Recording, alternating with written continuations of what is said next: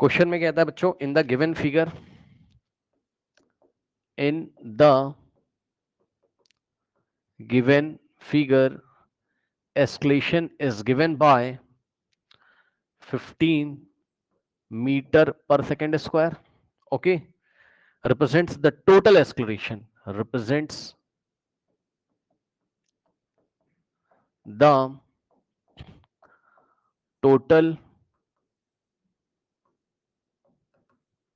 acceleration of a particle, of a particle moving in in clockwise, moving in clockwise direction in a circle of radius,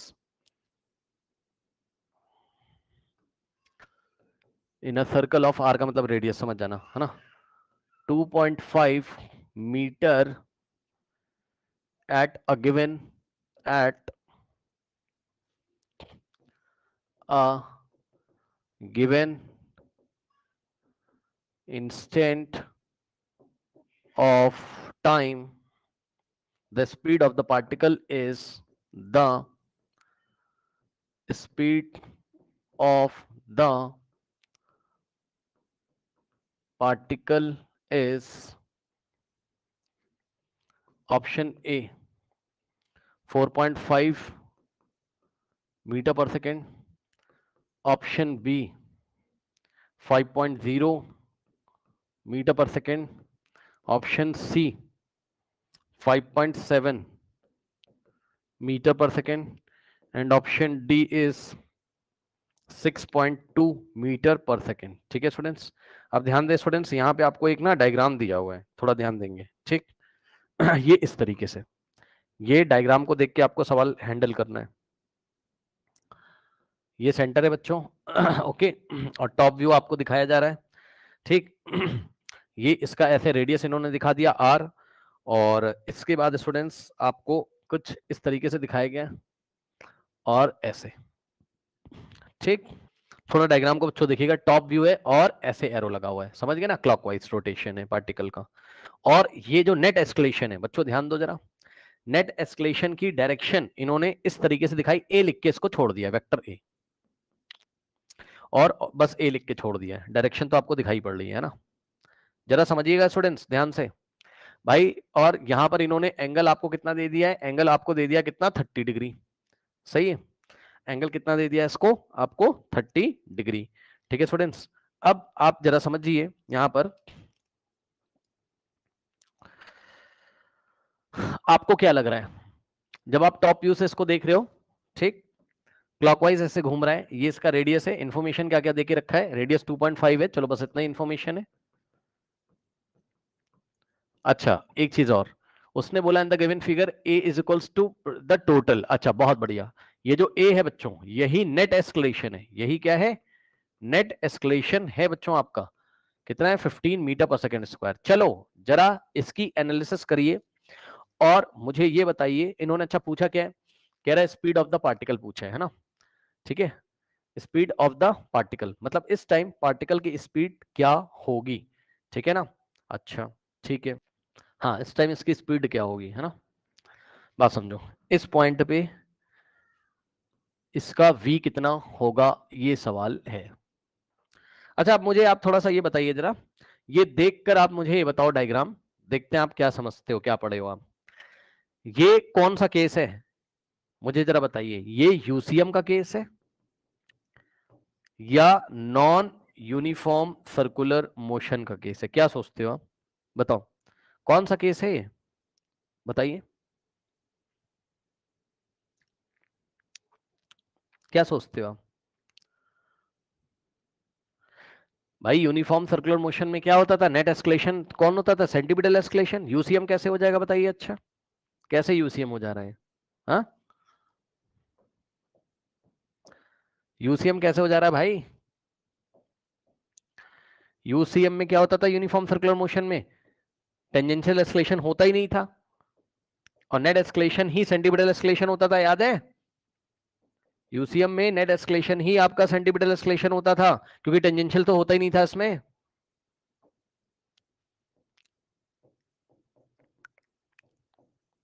ये UCM का था, ठीक। तो net escalation हमेशा centre की तरफ आता था, और जो कि खुद ही क्या होता था, सेंटीमीटर एस्केलेशन होता था। यहां पर उसने क्वेश्चन में बोल दिया डायग्राम बना के कि नेट एस्केलेशन ऐसा आ रहा है, क्या ये तुम्हें सेंटर की तरफ दिखाई पड़ रहा है?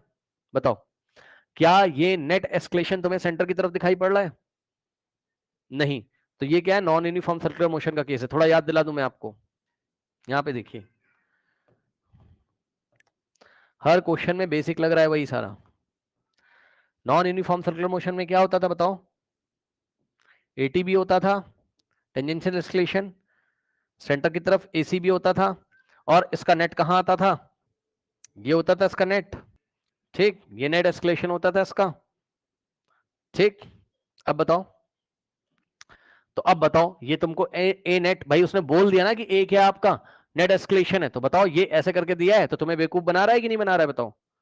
हाँ, यानी कि नेट दे के रख दिया है, और क्या क्या छुपा दिया उसने? एसी छुपा दिया, एटी छुपा दिया, क्या दिक्कत है बताइए? तो अगर छुपा दिया तो तुम बना लो। हाँ भाई, सेंटर की तरफ आएगा यही एसी होगा, और इधर आएगा यही एटी होगा। बताओ। अब जरा मुझे बताओ कि ये जो वेक्टर दिया है ए, इसका मैग्नीट्यूड ए, तो भैया एसी की वैल्यू क्या आ जाएगी? एसी क्या होगा? इसका कंपोनेंट नहीं होगा, इसको रिजॉल्व कर लो ना। नहीं समझे? इस ए को इधर रिजॉल्व करोगे थीटा की तरफ, तो क्या आएगा? ए कॉस थीटा, यही एसी है और यही एटी है, और एटी क्या आ जाएगा? ए कॉस थीटा पे परपेंडिकुलर, यानी कि इसका वर्टिकल कंपोनेंट कितना आ जाएगा? ए साइन 30। ये किसको नहीं आया रिजॉल्व करना बताओ? ए को मैंने रिजॉल्व कर लिया दो डायरेक्शन में, इधर और उधर, इधर वाला ए कॉस 30, उधर वाला ए साइन 30, लेकिन स्टडी करके क्या पता चला कि ये तो नेट एस्केलेशन है, तो ये नेट किसका किसका होगा? टेंजेंशियल का और सेंटीमीटर का, यानी कि यही सेंटीमीटर है और यही टेंजेंशियल है। आया कि नहीं आया बताइए? आया, ठीक। तो इस तरीके से बस। अब पूछा क्या उसने आपको? उसने कहा भैया पार्टिकल की स्पीड बता दो, यानी कि ये वाले पॉइंट पे उसकी स्पीड कितनी है। अगर ये ऐसे घूम रहा है तो ये वाले पॉइंट पे एट दिस इंस्टेंट उसकी स्पीड कितनी है? तो स्पीड के लिए कौन जिम्मेदार? स्पीड के लिए कौन जिम्मेदार? डायरेक्शन के लिए एसी जिम्मेदार होता है, स्पीड के लिए अच्छा ठीक है, स्पीड का जो मैग्नीट्यूड उसकी जो वैल्यू होता है एटी चेंज करता है, ठीक। चलो कोई बात नहीं, कोई बात नहीं। एक काम करते हैं, अगर तुम्हें वी चाहिए तो वी का रिलेशन एटी के साथ है क्या? वी का रिलेशन एटी के साथ है क्या? चेक करो। एटी क्या होता है बताओ? एटी या तो आर अल्फा होता है, या तो डीवी बाय डी होता है, ठीक। ओके। अब कोई बच्चे बोलेंगे कि सर वी को निकाल लो, सर एटी दिया हुआ है, चलो तुम्हारी बात मान गए, ठीक है ना, तुम्हारी बात मान गए। लेकिन भाई कैसे कोई कोई मतलब इंटीग्रेट करके निकालोगे, या तो तुम समझो जरा, एटी बराबर